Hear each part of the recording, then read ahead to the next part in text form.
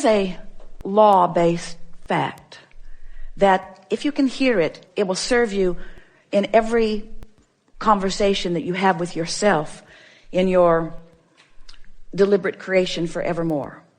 The more general you are when you approach a topic where you know you have clogged pipes, the better off you'll be. Now think about what that means. If you don't have any clogged pipes, if you're thinking about something wanted, then the more specific you are, the faster the momentum and the better it is, because you're carving out a path of least resistance to something.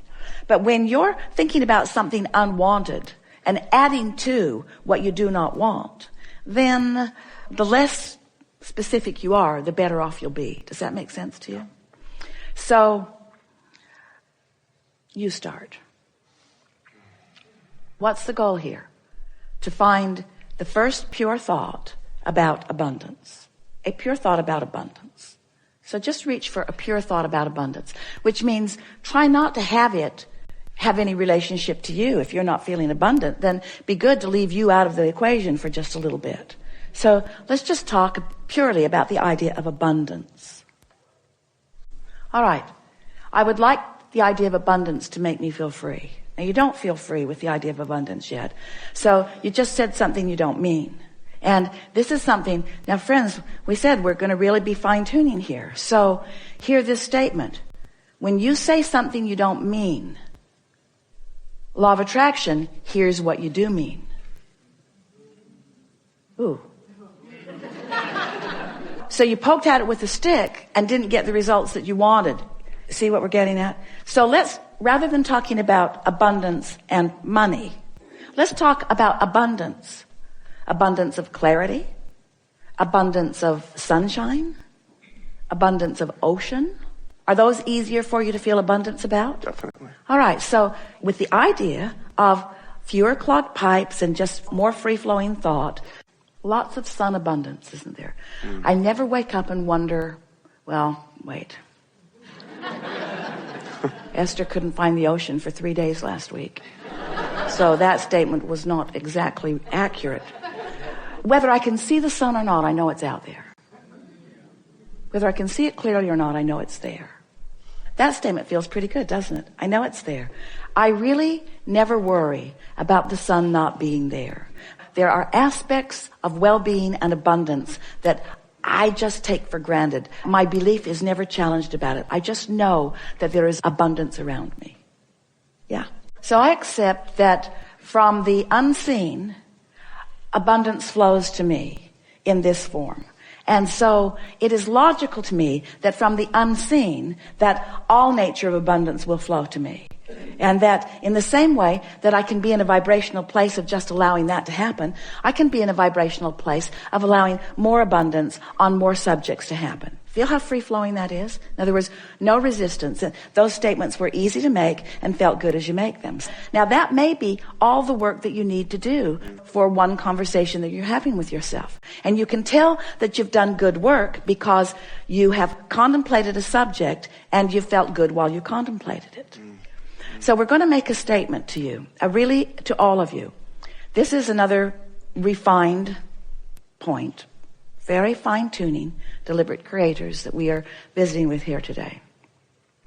So how do you feel about the concept of, in order to get the results that you want, if you've got some clogged pipes, just never mind them, lay some new pipes? Doesn't that make perfect sense to you? Isn't that an easy to understand concept? So now we just want to insert this very important understanding. When you're standing in the middle of clogged pipes, and you know you are because you feel uncomfortable, that's not the time to try to lay new pipes, because all you do is increase the clogging of the pipes that already exist. So here's a statement that we want you to remember. We want you to somehow, some way, and we'll talk more about that as we're moving forward, somehow, some way, get on this high-flying disc. It usually happens first thing in the morning, before things have come to thwart it. Sometimes you don't make it to breakfast, But first thing in the morning is when you're most likely to feel it. And the more you reach for it, the more you care about it, the more you milk it when you are there, the more you will own it, the easier it will be, the more the momentum will be there, the more often you'll be there, the easier it'll be to be there. So let's say you're there, and it doesn't matter if you even know how you got there. Esther was talking to a friend on the telephone the other day, and they got on the subject, and they were laughing so hard. They were laughing so hard that neither one of them could understand what the other one was saying. What? I can't understand you. What? I can't understand you. And so Esther has decided that she never needs to meditate again. She'll just remember that conversation, and she goes right to that high-flying disc. In other words, when you get hold of something that feels like that, just milk it and milk it and milk it and milk it and milk it and use it for your reason for feeling the way that you're feeling. So here's the statement. We've been teasing you about it. It's time to deliver it to you. Do all of your laying of new pipes from your high-flying disc. All of them from your high-flying disc. So the other day, after laughing and laughing and laughing and laughing and laughing with this friend, Esther replayed that conversation over and over and over and over and over and over and over and over and over in her mind all day long. We'll tell you what they were laughing about. We warn you, you kind of had to be there. So they're talking about the same thing that you're asking about. They're reaching for high-flying thoughts. And Esther is saying, I've discovered that the more general I am, the easier it is to stay there. And so she was saying, I love words like clarity, and I love the feeling of invincibility. And I've got this pen that I pretend is my magic wand, and I'm just waving it around, and it feels like the entire universe is responding to what I'm asking for. And all I want to do is think about these things and talk about these things. Esther said, I'm afraid I'm becoming like a vibrational snob. Because I'm not willing to go to other less good feeling places. And her friend said, yeah, it's like others can't quite understand us. She said, it's like being in that room at the insane asylum. And Esther worked at the state hospital in Blackfoot, Idaho. She knows that room. She's seen that room. So Esther began laughing. And then one or the other of them is talking about people walking by and hearing them laughing in there and saying, just leave them alone.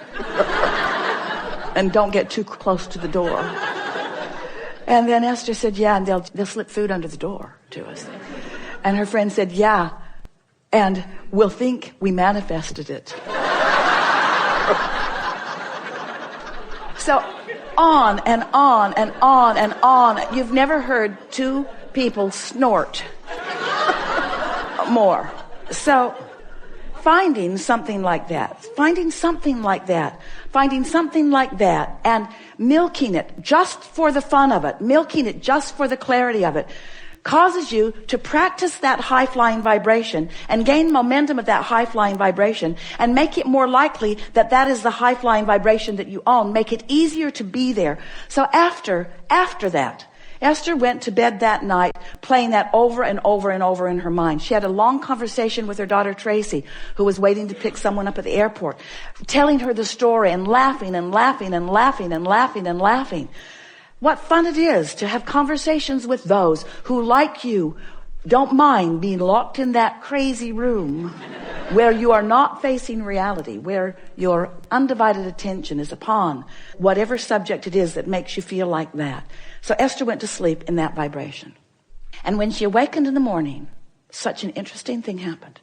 Because her first thought, now she's been listening to us for a long time, talking about how when you prepave, when you go to bed thinking about good things, and you'll wake up thinking about good things. And Esther woke up, and the first thought that was in her mind was maybe the most troubling thought that she's experienced in the last several years. That was the thought that was in her mind.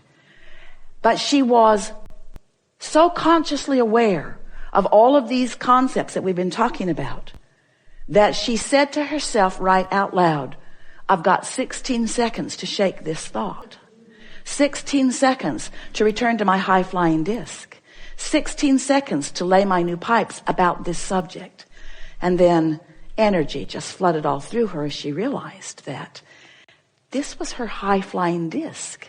This was her chance to take a subject that had been troubling and approach it from her high-flying disc. And she left it in a place never to return to again. You see what we're getting at? This is the way that you find clarity. This is the way you find abundance. You wait until you're in that feeling of high-flying abundance, and then you can approach the subject that's a little more troubling if you want to, understanding that it's risky, but it's only 16 seconds of risky, right? You've got 16 seconds. You've got 16 seconds to let it go or to bring it into alignment. Our favorite story that fits right here. We've got to tell it to you now because it means everything. Sometimes it's like you say to us, Abraham, I've jumped out of an airplane and I have no parachute. What do you suggest that I now do? And we say, hang on, it'll be over in a little while. Because there is a momentum that is happening that there's not any action that you're going to be able to offer that's going to make any difference. You understand that? So what we're saying to you is don't struggle, don't fret, don't effort, just crash and burn. It's all right. Because tomorrow you can get up and get on the high-flying disc. Tomorrow you can get up and get on the high-flying disc. Tomorrow you can get up and get on the high-flying disc. Tomorrow you can get up and get on the high-flying disc. And after a few days of tomorrow getting up and getting on the high-flying disc, one day Esther said to us, Abraham, I refuse to accept that I have to wait until tomorrow to get on the high-flying disc. I have tools that you've given me. I can get back up there anytime that I choose to get back up there. So what are we talking about? We're talking about your conscious awareness of your vibrational output. Yes? We're talking about your conscious awareness that you are vibrational beings. Yes? We're talking about your awareness that you can choose the vibration of your being in this moment, but that it takes a little practice. Yes? And some subjects have enough momentum going that it's going to take getting up tomorrow and getting up tomorrow and getting up tomorrow and getting up tomorrow and getting up tomorrow and getting up tomorrow and getting up tomorrow and getting up tomorrow. This could take a while. Getting up tomorrow and getting up tomorrow and getting up tomorrow. But if you get up on enough tomorrows and you reach for that high-flying disc and find it, then what happens next will be vivid evidence of how you're doing with your high-flying disc. We so want you to understand that in this day, evidence of what disc you're on is going to be all around you. Esther said the other day, the people around me are making me believe that I might be on the ornery disc. She resented them, but she had to accept she had rendezvoused there with them. You pick the disc and you'll rendezvous with others who have picked the disc, you see. And sometimes if you don't realize that you're on it till you're on it, there's enough momentum going that it's hard to get off of it. But that's the work. So here's the rule of thumb that we would follow if we were standing in your physical shoes. The better we feel, the more we would milk it. The worse we feel, the more we would try to ignore it. That's what Jesus meant when he said, turn the other cheek. Choose your vibration and give it your undivided attention if it feels good. And give it as little attention as you can if it doesn't feel good. So Esther was thinking the other day about the words that we used, and she could feel the poignancy with which we were talking about those clogged pipes in her pond and how they were clogged from neglect. And Esther got this visual image of pipes that she's laid to all kinds of things, wanted and unwanted. And she's got open pipes to unwanted things and open pipes to wanted things. And what keeps them open? Attention to them. Attention to them keeps them open.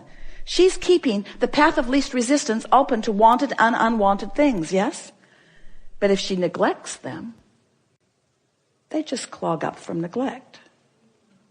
So it's a new, even better application of this clogged pipe analogy. What paths of least resistance are you carving open every day? I hate that guy. I've always hated that guy. That guy is such a pain. The guy dogs me. I think he stalks me. He's everywhere I go. I don't like that guy. That person at work is everywhere I go, always in my face. Who's keeping the pipes open? That's what we want to ask you. You are. You're always the one who's keeping the pipes open. So if you look around any environment, whether it's the environment of your memory, whether it's the environment of your work, whether it's the environment of your family, whether it's the environment of the people that you are moving through the freeways with, whatever environment that you're moving around in, you are the one who's keeping the pathways open. You're the one that gets to decide. So be more specific if it's a pathway you want open, and be more general if it's one that you would like to just sort of stop. The more general you are, the less momentum there will be. Helpful? Really good.